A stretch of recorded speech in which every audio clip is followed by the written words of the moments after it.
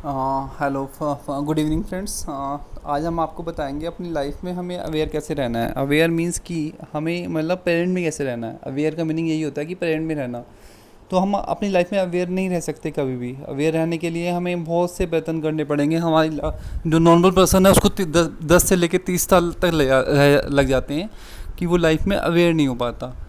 तो अवेयर होने के लिए किसी के पास कोई ट्रिक है या फिर हमारे जो ग्रंथ हैं वो हमें क्या सिखाते हैं कि मतलब लोग हमारे आसपास के जो लोग हैं हमें धोखा क्यों दे पाते हैं।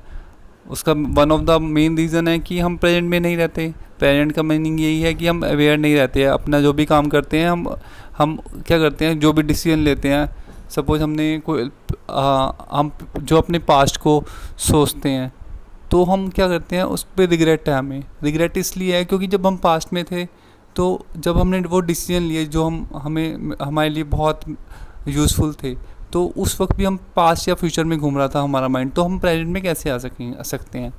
तो डिफरेंट डिफरेंट टाइप के ग्रंथों में आपको डिफरेंट व्यूज़ मिलेंगे। आप यदि गीता पढ़ेंगे तो आपको क्या होगा कि आपको श्री कृष्ण जी साक्षी के बारे में बताएंगे कि साक्षी रहना है। साक्षी कैसे रहना है आपको ये प्रैक्टिस से आएगा साक्षी कैसे रहना है। बट मैं वीडियो के लास्ट में आपको ये ट्रिक जो बताऊंगा कि हम ट्रिक मीन्स कि वो जो ग्रंथ में बताया हुआ है वही बताऊंगा मैं। ट्रिक बस मैं एक शॉर्ट वर्ड यूज़ कर रहा हूँ कि मैं ट्रिक बताऊंगा आपको कि हमें जो लाइफ में प्रेजेंट में कैसे रहना है। श्री कृष्ण जी कहते हैं साक्षी रहना है। साक्षी कैसे रहना है हमें, हम साक्षी रह सकते हैं। सपोज़ एक लेडी है, वो अपने हाथों से आटा गूंथ रही है, तो वो साक्षी कैसे रह सकती है। मतलब वो उसका दिमाग तो फ्यूचर और पास्ट में है, ठीक है। और उससे पहले जो हुआ अष्टावक्र गीता में आपको बताया गया होगा कि यदि आपने अष्टावक्र गीता पढ़ी है तो उसमें दस्ता के बारे में बताया गया कि हम दस्ता बन सकते हैं। 1 लाख लोगों में से कोई एक बंदा होता है जो लाइफ में दस्ता बन सकता है, लेकिन वो भी चीज़ आपको प्रैक्टिस से ही आएगी। तो लास्ट में जो मैंने पढ़ा हुआ है, लास्ट में जो बुक है वो है ताओ ते चिंग।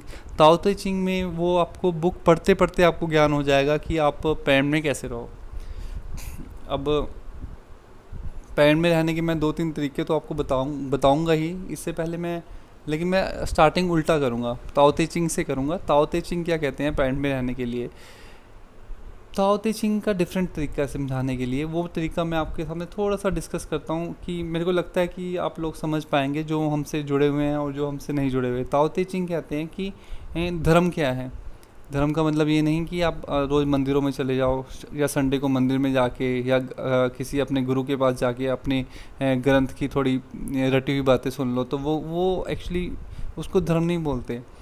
धर्म क्या होता है और अधर्म क्या होता है वो मैं आपसे थोड़ा सा डिस्कस करता हूँ। धर्म वो होता है यदि हम अपने बारे में और दूसरों के बारे में गलत नहीं सोचते।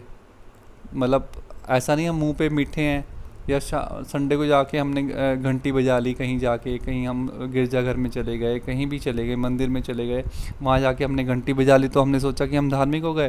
या घर आकर हमने घंटी बजा ली मंदिर की तो उसका मतलब ये नहीं कि हम धार्मिक हो गए। धार्मिक का मतलब है कि हम दूसरों के प्रति अच्छा मतलब दूसरों के बारे में गलत नहीं सोचना, इसको बोलते हैं धार्मिक। तो हमें जो सबसे पहले है धार्मिक रहना है। अब ये जो है, अब हिटलर है, हिटलर क्या धार्मिक व्यक्ति था? हिटलर कोई धार्मिक व्यक्ति था? तो मैं अब फिर ताओ पे आता हूँ। ताओ क्या कहता है? ताओ कहता है कि ताओ का मतलब होता है प्रेजेंट। बंदे को ताओ में रहना चाहिए, प्रेजेंट में रहना चाहिए। तो ताओ में रहने के लिए हमें क्या करना पड़ेगा? फर्स्ट ऑफ ऑल ताओ में रहने के लिए हमें सिंपल सी बात है कि यदि मैं आपको ये बताऊंगा तो आप ये बात झूठी साबित हो जाएगी। ताओ कहता है कि यदि आप ताओ के बारे में से डिस्कस भी करेंगे तो वो झूठ हो जाएगा फिर भी। लेकिन मैं चलो झूठ ही सही, मैं आपको समझाने की जरूर कोशिश करूँगा कि पेरेंट क्या है।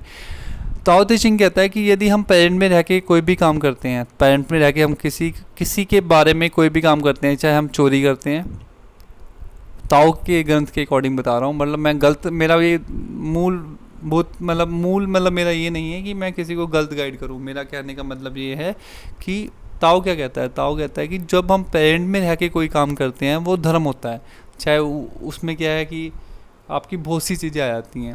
ताओ में यदि कोई हिटलर है, हिटलर ने इतने बंदों को मारा, बट उसके साथ लाइफ में कभी एंड में ही जो बुरा हुआ हुआ, बीच में उसको यश ही मिला, क्यों? उसका मतलब वो पेरेंट में रह के काम कर रहा था, ताओ में रह के काम कर रहा था। मतलब ताओ में होता है कि पेरेंट में रह के काम करना। पेरेंट में रह के काम करने का क्या मतलब है? पेरेंट में रह के काम, आप पेरेंट में आने का कोई तरीका आपको इतनी जल्दी नहीं बताएगा। पेरेंट में रहने का एक तरीका मैं आपको बताता हूँ। पेरेंट में जब भी हो, आज अभी अभी इसी वक्त इसी क्षण, तो आप दिमाग में ये लेकर आएँ,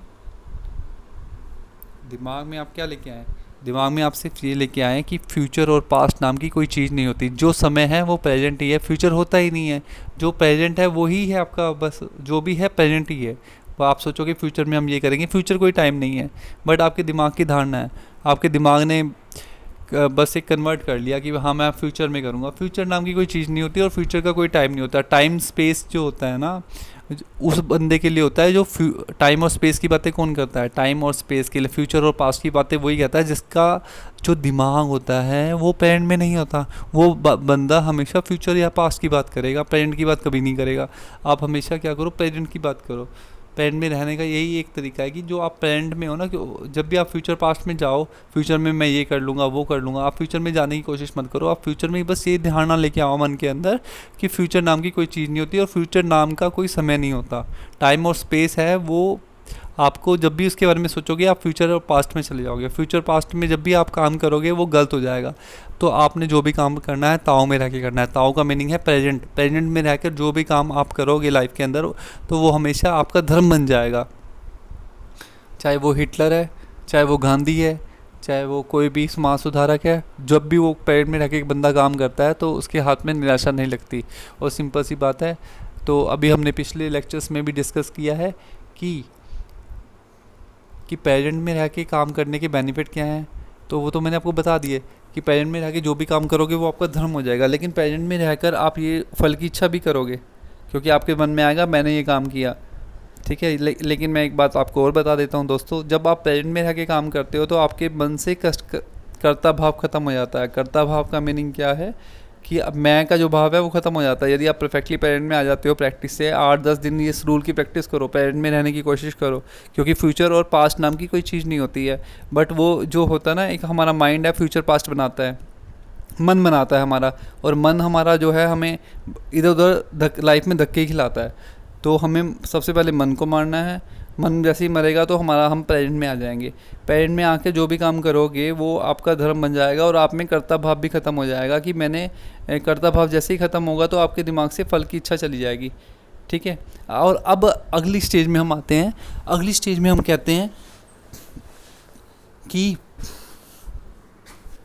अब जैसे कि हमने काम ख़त्म कर दिया, अब हमने क्या करा, उसकी फल के लिए हम, जैसे हमने कोई काम किया, हम अपने बॉस के पास चले गए, और हमने बोल दिया सर ये काम कर दिया, लेकिन हम वहाँ पर खड़े रहते हैं। वो अपने मुंह से कुछ अच्छा बोले, वर्ड बोले, कभी भी आप याद रखना दोस्तों, यदि आप फल की इच्छा के लिए आप वहाँ पर खड़े रहे अपने बॉस के पास, तो आपको कभी फल नहीं मिलेगा। आप उनको सिर्फ बोलो मेरा काम हो गया और वहाँ से कल्टी हो जाओ। कल्टी मीन्स कि वहाँ से अपना रास्ता अलग कर लो। मीन्स क्या हुआ कि वहाँ पर हमेशा रिवार्ड के लिए मत खड़े रहो। रिवार्ड के लिए खड़े रहोगे तो आपको लाइफ में लॉस ही होगा। काम करो और उसको भूल जाओ, फल की इच्छा मत करो। फल जो है, आप यदि फल की इच्छा करोगे तो वो आपको लास्ट में दुख ही देगा। तो आप जो काम करो और आप उसकी तरफ मुड़ के भी ना देखो। आइंस्टीन ने इतने सारे अपने आविष्कार किए, बट उसने एक के बाद एक आविष्कार करता रहा, बट उसने पीछे मुड़ के नहीं देखा कि मैंने इतने आविष्कार कर दिए। यदि वो उस आविष्कार का रिगार्ड लेने के लिए वहाँ पर खड़ा हो जाता तो वो लाइफ में आगे नहीं बढ़ पाता। तुम कभी भी रिगार्ड लेने के लिए खड़े मत रहो, आप आगे बढ़ जाओ, काम करो, आगे बढ़ जाओ। उसको बैक मुड़ के कभी मत देखो कि मैंने क्या किया है। तो ये भी एक ताओ ते चिंग का रूल है। बट मेरे को थोड़ा एडवांसमेंट लगा, मैंने क्योंकि गीता भी पढ़ी है और कुरान भी पढ़ी है और जितने भी धर्म ग्रंथ हैं लगभग सारे पढ़े हैं। बट मैं ये चीज़ें समझने के बाद आपको समझा रहा हूँ। It's my personal experience that I have share with you. यदि आपको वीडियो लगा कि आप इससे पेरेंट में आ गए हो, ज़रा सा पेरेंट में आने की कोशिश आपने की है, क्योंकि फ्यूचर पास्ट का कोई टाइम नहीं होता, जो मन होता है वो बनाता है फ्यूचर पास्ट। तो मन को मार के आप फ्यूचर पास्ट में को ख़त्म करके आप परफेक्टली प्रेजेंट में जो काम करोगे वो आपका धर्म हो जाएगा। तो हमेशा जो भी काम करो, हमेशा कभी भी लाइफ में कोई भी काम करो आप, तो उसको धर्म यदि आपने बनाना है, धर्म के रूप में बनाना है, तो प्रेजेंट में रह के करो, ताव में रह के करो। और जो धर्म काम कर लेते हो आपको, तो उसका रिगार्ड लेने के लिए कभी खड़े मत रहो। आप बोलो काम हो गया सर और निकल जाओ वहाँ से और अगले काम की तरफ रवाना हो जाओ। तो आपको लाइफ में जो भी काम करोगे वो आपको सक्सेस की ओर लेके जाएगा। लेकिन आप यदि प्रेजेंट में रह के काम करोगे तो आप आगे बढ़ सकते हो। नहीं तो आप जब भी लाइफ में आपने लॉस का सामना करना पड़ा, उसका मतलब जो आप थे प्रेजेंट में नहीं थे, आप फ्यूचर पास्ट में जाके आपने डिसीजन लिया, आपके सारे डिसीजन जब भी गलत हुए और लाइफ में अब जब भी आपको रिग्रेट है कि भाई हमें ये नहीं कर पाया, वो नहीं कर पाया, या जॉब लॉस हुआ, तो हमेशा जो भी काम करो प्रेजेंट में रह के करो। तो मेरा यही रूल आप फॉलो करो। इसको 7-8 दिन आप प्रैक्टिस करोगे, जैसे ही आप में ये चीज़ें आने लगेंगी। और हम आगे डिस्कस करेंगे कि हम अपने माइंड को और इंटेलिजेंस कैसे करना है हमने। लेकिन मैं आपसे थोड़ा सा शेयर कर लेता हूँ वो बात भी कि माइंड को इंटेलिजेंस हम कैसे कर सकते हैं। आप ना देखो कहीं भी बात करते हो कि मतलब आप इन्वॉल्वमेंट कम कर लो। इन्वॉल्वमेंट का क्या मतलब है कि आप ना दूसरों के बारे में बातें कम करो दूसरों की मतलब इन्वॉल्वमेंट, दूसरों की बातों में इन्वॉल्वमेंट कम करो। यदि आप दूसरे की हेल्प ही नहीं कर सकते तो इन्वॉल्वमेंट होने का कोई बेनिफिट नहीं है। इन्वॉल्वमेंट का बेनिफिट यही है जब आप उसकी हेल्प कर सको। आप इन्वॉल्वमेंट होकर उसको और दुखी कर देते हो, फ़ायदा नहीं उस चीज़ का। इन्वॉल्वमेंट कम से कम रखो दूसरों की बातों में और अपने में ही रहो, ज़्यादा बेटर है लाइफ के अंदर।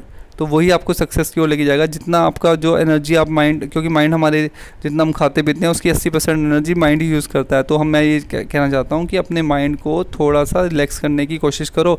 इंस्टेड ऑफ आप इतनी बातों में आप उसको लगा लेते हो, इतनी जगह उलझा लेते हो, इन्वॉल्वमेंट उसकी इतनी जगह कर लेते हो कि बेचारे को जो एनर्जी थक हार के आप घर ही बैठ जाते हो। ठीक है, तो आप इन्वॉल्वमेंट जैसे कम करोगे लाइफ के अंदर उतना ही आप आगे बढ़ जाओगे। ठीक है, और हम नेक्स्ट रूल आपके साथ डिस्कस करते रहेंगे। यदि आपको हमारे वीडियो को लाइक करते रहेंगे, हम आपको वो रूल बताते रहेंगे। तो if you want to really like our video, please like, subscribe and hit the bell icon if you really want to enjoy this channel.